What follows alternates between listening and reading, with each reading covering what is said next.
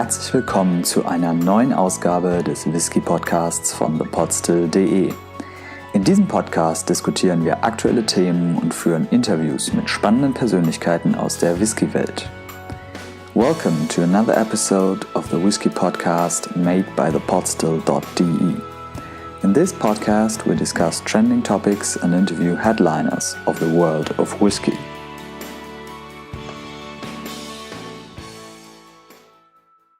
So hi folks, I'm in the Cologne-based whiskey shop Scotia Spirit tonight, and I'm together with James Campbell, who is the chairman of the Spirit of Speyside Whisky Festival.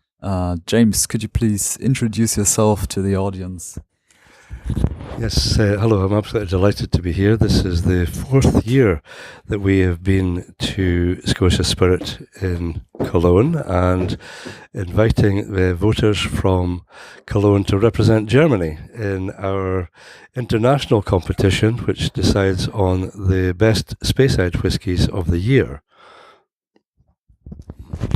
So, could you explain, first of all, what is the Spirit of Speyside Festival and what is the chairman job about? What do you do at the festival? Well, the chairman job of the Spirit of Speyside Whisky Festival is very closely ranked to being one of the best jobs in the world, representing all of the 50 great Speyside distilleries, which are world famous and produce some great products. The Spirit of Speyside Whisky Festival is now in its 20th year, starting off with all of the whisky companies getting together to see what they could do to try and use their pulling power and their marketing to bring people to Scotland in what was a very, very quiet week. And no one, 20 years ago, no one was in the hotels or the guest houses or the bars or restaurants. And now, 20 years later, it's very difficult because last year we had visitors from 34 different countries, all coming to Speyside to enjoy our festival. Yeah, sounds very interesting. So when did you start to be part of the festival team, and how did you get in touch with the festival? I mean, were you one of the founders? How did it all start? Yes, that's a very good question. I have been involved with the festival now for 6 years. They were looking for an independent chairman to decide, part of the Spirit of Speyside Whisky Festival is making the decision of what is the best Speyside malt whiskies of the year. So I was invited to come along. I had a business as an accountant or tax advisor, advising businesses, and I was the chairman of a company which is started off quite small and grew to be one of the larger accountancy and tax advisory businesses in Scotland. So my main credentials were my independence, because I was not connected to any of the large whisky companies. And that has been my start. So having taken the festival forward in the last 5 or 6 years, we've seen fantastic growth. We've developed, funnily enough, today, we launched a new Speyside Gin Festival, because in our area we now have 13 companies producing gin, all in the space of about 25-30 miles. So we've introduced a new weekend. So Spirit of Speyside moves forward. We've got gins, we've got cocktails, we've got beer involved in another festival that we do in September. So we're always growing and developing, and from our very humble beginnings to try and generate some people and some tourism to come to a very quiet part of Scotland. So in your opinion, what is special about the festival apart from the size? I think it's the biggest festival of the biggest whiskey festival of all. Yes, that's right, Christoph. It is. It's the biggest festival of its kind, because we have got 50 distilleries. This year we're going to 6 days, and we've got over 600 events. These involve all about whiskey, music, food, fun.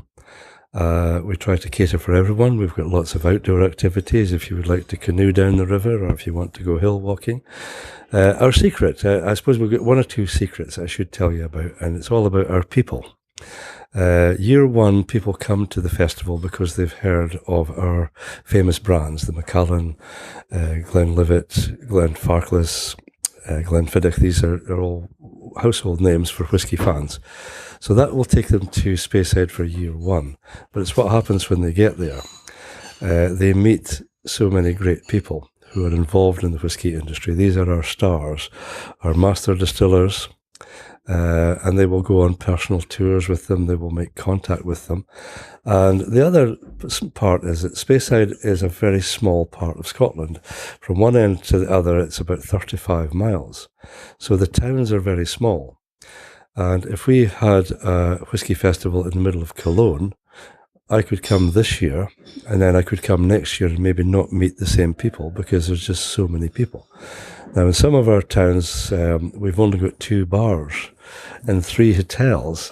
So if you're from Japan or from Germany or from Canada, and you come back in year 2, you've met many, many people. And so the friendships that are created, we've got some people who have been to all 20 festivals. There's a couple from France, there is some from Amsterdam, and there is another couple from Canada who've been to all of our festivals. And they have, over the years, developed huge friendships. The other thing we'd like to try and do is we'd like to try and get you involved with the local community. So you will find coming along to we have fantastic dancing, Scottish dancing ceilidhs with lots of lovely food and whiskies, and you can find yourself dancing on the floor with 8 or 10 different nationalities, and which is all great fun. And you get to know each other very quickly once you make as many dancing mistakes as the Scots are making, and find that it's quite acceptable to do that, but lots of fun.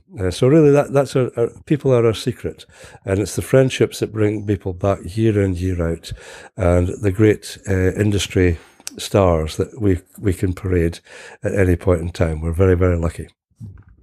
Yeah, I think that's what festivals are about, meeting people and making friends and all that stuff, yeah.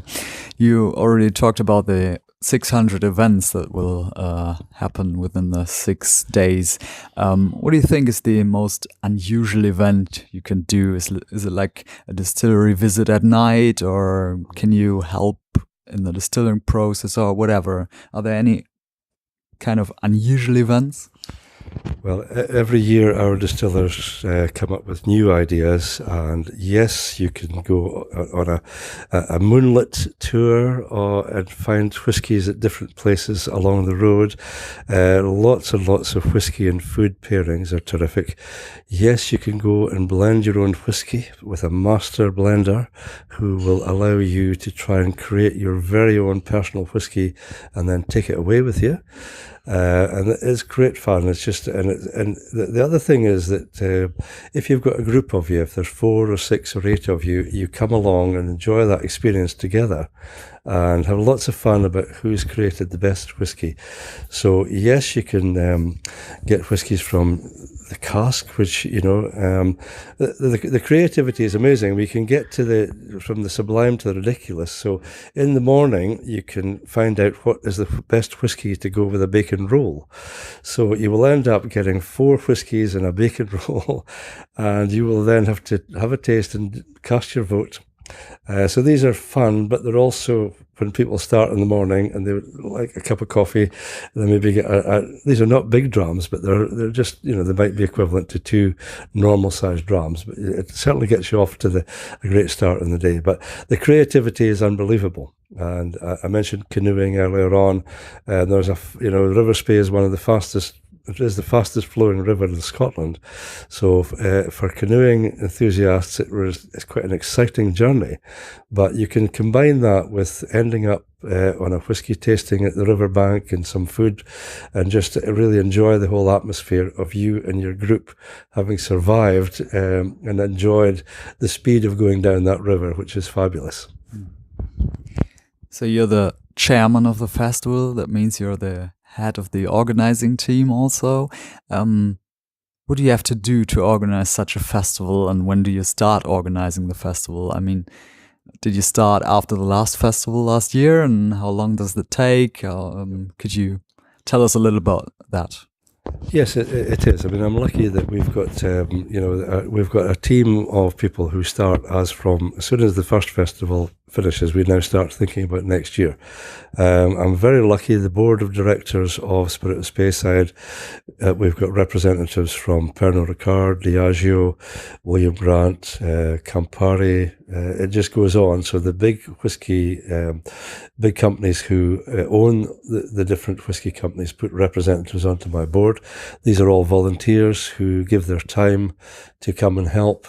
We've also got a team of another 20 odd volunteers who come and do things all over the year with us. So it is quite a massive undertaking, but we are a sort of a facilitating organisation, because what we do is we generate income for the local economy.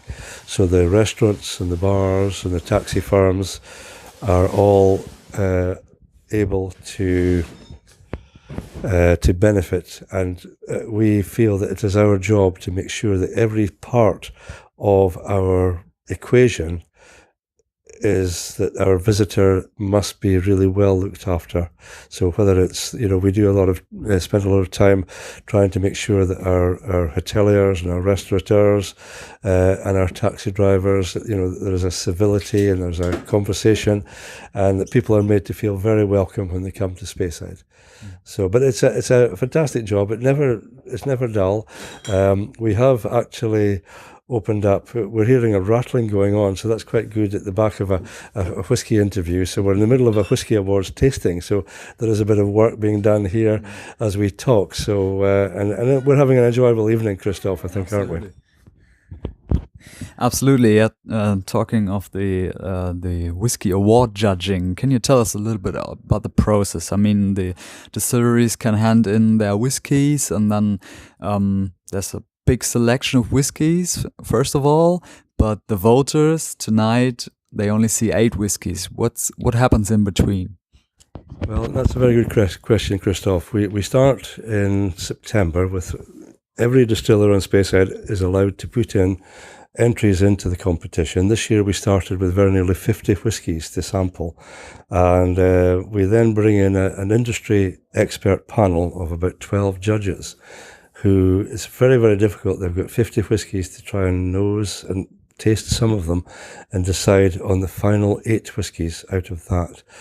So it's quite an exhausting day, but a very enjoyable day, and everybody ends up very smiling at the end of it because they've tasted some lovely whiskies. But the competition is one of the most unusual in the world, in that most of the whisky awards that you'll see all across the world, they're decided upon by these industry experts, and it's the same people doing the same decision making. So we thought some years ago that we would try and take it to a different level. So once the industry experts have taken it to the final 8, we then take it to the public. So unusually, this is the best Speyside malts voted on by the public. Up until 4 years ago, we used to keep it all to ourselves on Speyside, but through a conversation with Peter Klaas, who has become a great friend of the festival and from his Scotia Spirit shop here in Cologne, a conversation started 4 or 5 years ago to say, well, why don't you come across to Germany? Could you do that? And we decided, yes, we would. So it's a very long story, Christoph. I'll shorten it as quickly as I can. But that experience, we came across to Cologne as a trial, and we now go to several different countries. We've been to New York, Rome, Amsterdam, Paris, and I think I said earlier, it's almost like the Eurovision Song Contest for whiskey lovers, in that Cologne is now voting for Germany. And we will gather those votes, bring them back to Speyside with all of the other countries, and then we will end up with very nearly 1,000 people having tasted and voted on the best Speyside whiskies for the year. So whisky companies in Scotland are very, very interested to know how the public are voting and what they like best about the different expressions of whisky, and this will obviously have an impact on what they produce in the future. So they're very keen to win it. Great rivalry, and we announced the winners during the festival at our closing ceilidh inside a distillery, quite atmospheric, and all the distillery companies are there to find out who's won. So it's quite a fantastic evening, actually, and then finishes with some interesting and lively Scottish country dancing, which is always good fun, as I said earlier. Yeah, it sounds good fun. One last question. If I was now interested in visiting the festival, where can I get information, and are there tickets left for the different events? Can you tell us anything about that? Yes, all of the details are on our website, spiritofspeyside.com, and every year, the first hour that we go live, the ticket sales go through the roof. So in the first 60 minutes of this year, we sold £160,000 worth of tickets.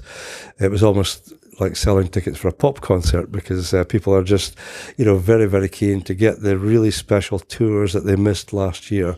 And so spiritofspeyside.com, we usually go live. If you want to come this year, it's on the 1st to the 6th of May 2019. And we usually have a preview at the end of January each year. Tickets go live first week of February every year. And if you want to get your favourite tours, and if you want to get the accommodation in central Speyside, you really need to try and get in even before that to try and book for next year. But we have another event in September where we bring all of our 50 whisky companies under one roof, along with our local gin companies, our local beer companies. And it's in September this year, 6th and 7th of September. And it's on a website called distilled.scot. And again, you can buy tickets and have a fantastic, get all, you don't have to do too much traveling. It's all under one roof, and some lovely local food available too, and some music. We've got a really special 2 days. Yeah, so thank you very much, James, for the interview. Thank you. It was my pleasure, Christoph, and I hope to see you in Speyside very soon. You'll be very welcome. Absolutely. Thank you.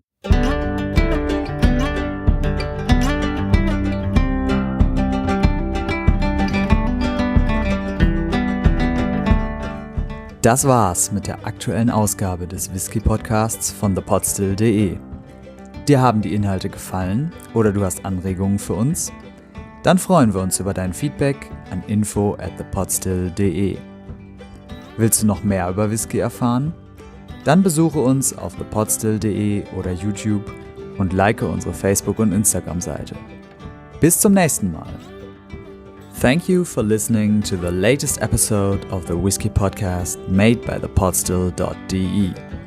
We're happy to receive your feedback via email to info@thepodstill.de.